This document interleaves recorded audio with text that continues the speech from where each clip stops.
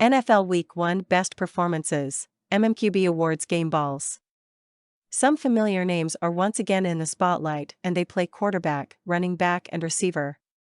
Week 1 on the NFL schedule is almost in the books. We still have Russell Wilson versus his former team on Monday Night Football, and the best performances deserve to be recognized by our MMQB staff. Even if you're feeling down because your team didn't win, maybe one of your favorite players gets awarded a game ball by our staff.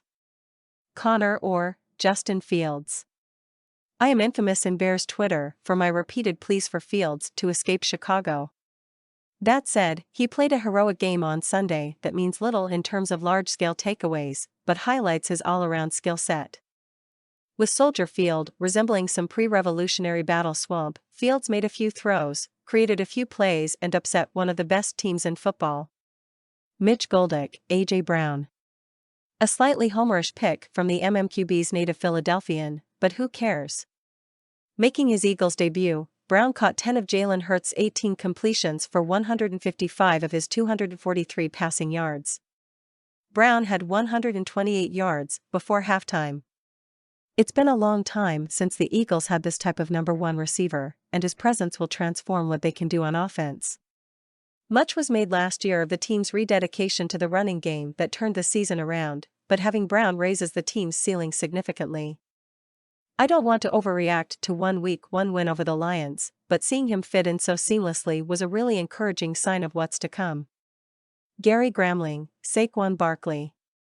I'm not starting a GoFundMe for Barkley, but it's not easy being a running back embarking on a contract year after spending the first 4 seasons of your career frequently injured and often misused by some, less than innovative offensive coaches. On Sunday in Nashville, Barkley was the kind of difference maker: 18 carries, 164 yards, TD, 6 catches, 30 yards, many thought he could be when he entered the NFL. The Giants stole a win, and somewhere Dave Gettleman is pantomiming entering numbers into a spreadsheet and laughing maniacally. John Pluym, Patrick Mahomes. No Tyreek Hill. Doesn't matter when you're Patrick Mahomes and your coach is Andy Reid. What a performance by Mahomes against the Cardinals.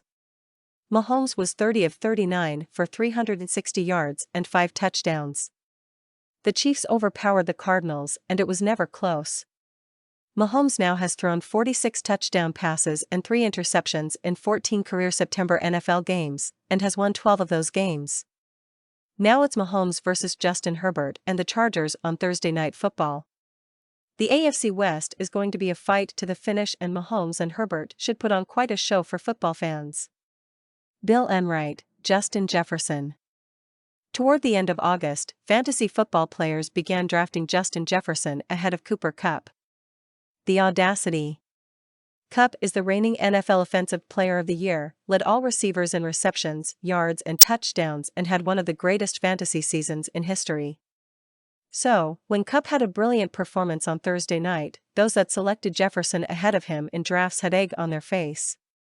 But when the Vikings playmaker took the field on Sunday, he dazzled. Jefferson hit the gritty twice, with 2 scores to go along with 9 catches for 184 yards.